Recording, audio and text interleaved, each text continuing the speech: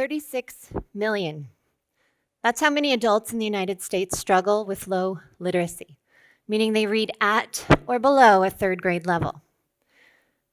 With 250 million adults in the United States, that's about 1 in 7 of us who would struggle reading a book like Charlotte's Web. And you might think, well, what a shame, what a bummer for those poor folks who can't enjoy such an iconic childhood story. But let's think again. Let's all think again about the real implications, the real repercussions carried by this fact, not only on those who struggle with low literacy, but on their children, on their families, and on our communities. Attention on adult basic education is rooted in the war on poverty. In his 1964 State of the Union address, President Johnson said, "The lack of money and jobs is not the cause of poverty, but a symptom." Recognizing education as a means toward addressing that cause of poverty, the Office of Economic Opportunity was born, and shortly thereafter, the Adult Education Act of 1966 was passed, and it began to funnel federal funds toward adult basic education programs for the first time. Fast forward to the 90s and the 2000s, and that conversation kept being reframed a little bit, but always with the understanding that increasing low literacy among adults would make them more competitive in the job market and increase national productivity, thereby increasing international competitiveness. Nowadays, that conversation, the adult basic ed conversation, almost exclusively centers around jobs. Get them jobs, get them off public assistance, increase national productivity, we all win. So if this conversation started more than 50 years ago, why then does the problem still persist? Why in the nation's, or in the world's richest economy, does the literacy rate of adults aged 16 to 64 fall well below the average of that of adults in 23 other developed countries?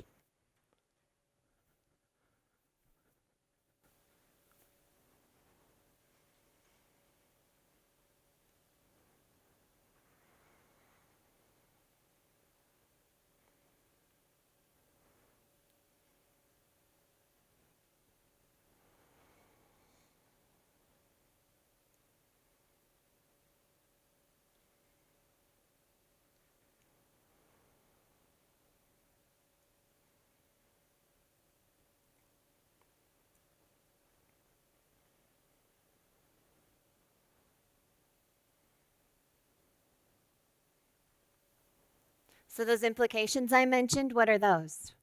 Well, 43% of adults living in poverty struggle with low literacy rates. Children of low literate parents are 72%, they have a 72% chance of growing up to become a low literate adult themselves. Only about half of us out there even know that this is an issue. 70% of inmates struggle with low literacy, and the incarceration rates of high school dropouts, 63 times that of college graduates.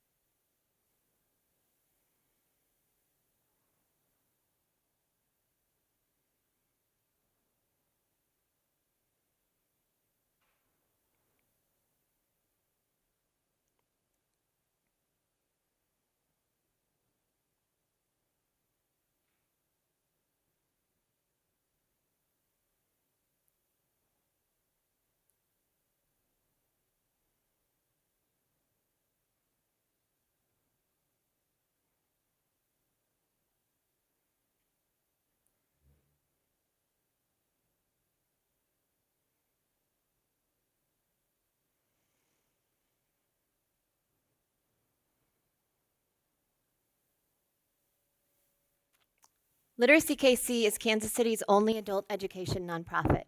For years and years, we worked as the vast majority of nonprofits, literacy nonprofits across the nation still do, in a one-on-one tutoring model where we would train a volunteer tutor, match him or her with a student, give them a book and send them off, usually tucked away in a cubicle or a library study room somewhere to do their lessons. And this model presented a number of problems, not the least of which was that the entire experience depended on exactly one other person, Now, those aren't very good odds, not to mention there's no opportunity to build social capital. We also couldn't track progress very easily, and outcomes were very hard to speak of. Granted, there were success stories now and then, but we needed success stories to be the rule and not the exception. So fast forward to 2011, and we began to work with a local community college. Now, right off the bat, you might think, well, why in the world does a college need to partner with a literacy nonprofit? Well, at this time, about 1 in 3, 1/3 of the students entering the college were still in need of reading remediation prior even to going into developmental classes, meaning they had to still take prerequisites for a class as basic as English 101. And Literacy KC was supposed to go in and teach classes to these students so that they could learn the skills they needed to successfully matriculate into credit and tuition-bearing courses. Now,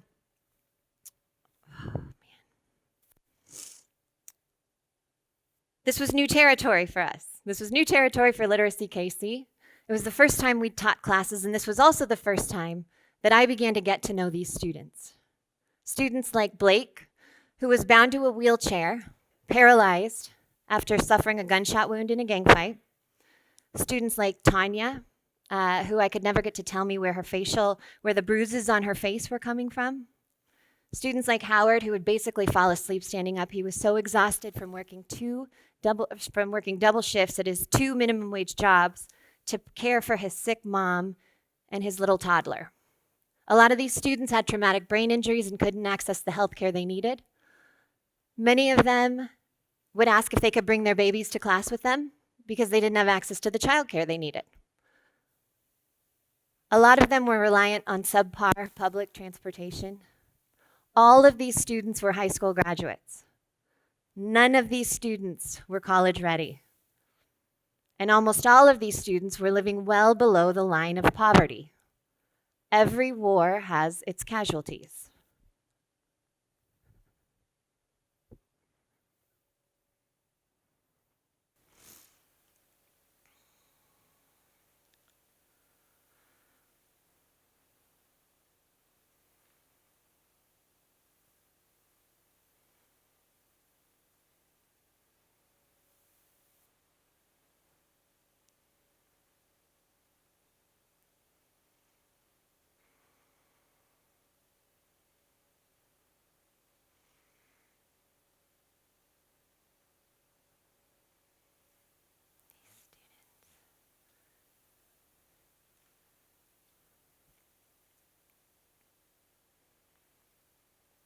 All of these students had a high school diploma. That diploma was supposed to signify that they were college ready. Everyone in their lives was telling them that going to college was the thing that they were supposed to do next. Intake counselors would help them navigate the world of the FAFSA and financial aid, and then they'd have to enroll them in classes that were too difficult. So these students would fail the classes after spending their financial aid. They would retake the class, spend more financial aid, and then land on academic probation, which meant they'd have to pay tuition out of pocket until their grades improved enough that they were off of academic probation and would become re-eligible for financial aid. These students could hardly pay for food or rent or transportation, let alone tuition. So do you think they ever came back, and what happened to all that wasted financial aid? Now, Literacy KC was running classes at this college, and we were seeing some really cool things happening. Students were thriving. They were happy. We put a lead instructor at the front of the classroom, and we supported that instructor with an entire team of trained volunteer tutors to further individualize instruction. But students also were starting to build mentor-like relationships with these volunteers and teachers. They were starting to get to know one another and holding each other accountable. Not to mention, we could track progress. We would not allow these students to matriculate into those credit and tuition-bearing courses until they were ready. So we used the success of those pilot classes to inform change across the organization at Literacy KC. And in the 4 years since, we have more than quadrupled in size, budget, and number served. Success includes persistence rates far above national average, literacy progression rates above national average, and student goal achievement increased exponentially. Why? Well, we gave them an institution that for perhaps the first time in their lives was working for them rather than against them. There was no stacked deck, and rather than construct additional barriers to persistence, like charging tuition to learn skills that they should have learned the first time around, we work really hard to eliminate those barriers. And when I talk about barriers, I don't just mean tangible things, but intangible things too. So like location and transportation. We award students who have really consistent attendance with bus passes and gas cards so that they can keep coming to class. We actually ran a $2.1 million campaign so that we could physically move our offices to strategically situate us across the street from the second busiest bus stop in the city, because students rely on public transportation. This new home, this new location, is also situated among a nest of other social service providers so that students can access the wraparound care that they need very easily. Curriculum.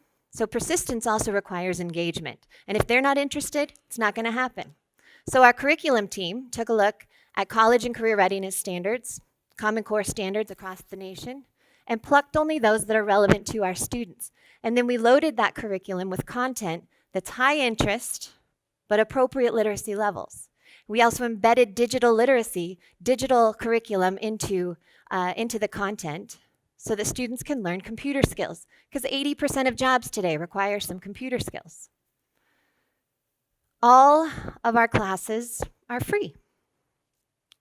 And those intangible things, well, we gave students a community of peers, a community of cheerleaders, of mentors and teachers.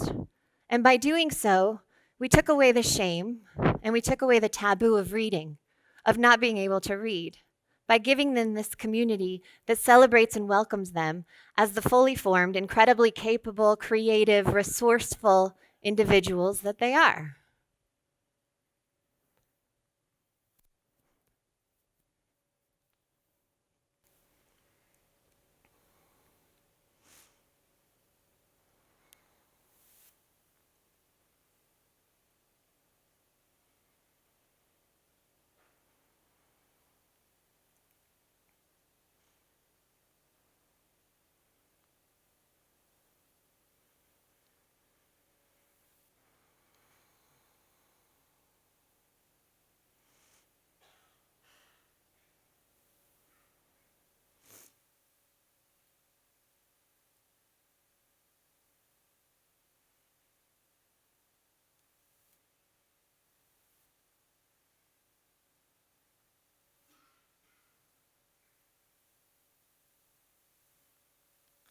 Adult basic education program participants show a dramatic increase in income over time. They're more likely to get a high school diploma, go on to college or a vocational training program, more likely to get a job with a living wage. Each of the millions of students or adults who reach adulthood without learning how to read did so for very unique reasons, but there are common threads there. Institutions that worked for you and me, that worked like they're supposed to, just didn't work for these students. And the combination of poverty and trauma that runs through the lives of these students rendered learning and education much further out of reach on the hierarchy of needs. When a child is 6 or 7 or 8 years old, and their problem-solving capacity is limited to emergencies like, what am I going to eat today? Where will I sleep tonight? Will I be safe? Their brains get stuck in a fight or flight mode that renders learning pretty much impossible. And without wraparound, without support systems in place to effectively address the effects of sustained poverty and trauma, learning, it's no surprise, goes by the wayside.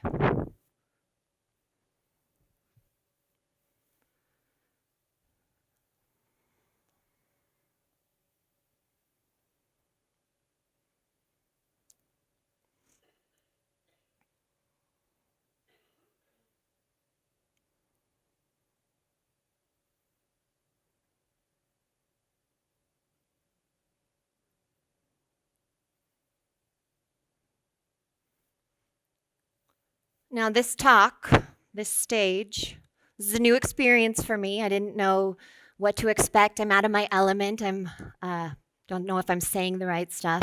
I was nervous. I am nervous. But this feeling for me doesn't come that often these days.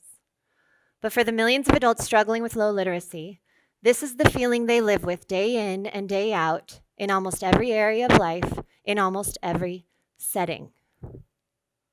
Now, I gave you a lot of history, I gave you a lot of statistics and facts and numbers. But what I didn't give you was what you got out of this talk by participating in it through reading. You read the words, the stories of Literacy KC students Francisco, Jamal, Andrea, Vaughn, Leroy, Samuel, and I imagine that this talk wouldn't have been quite so effective, that you got a lot more out of it with those individuals participating, which is exactly what the world will get when all of the individuals with low literacy can fully participate. Things like perspective, humanity, depth, heart.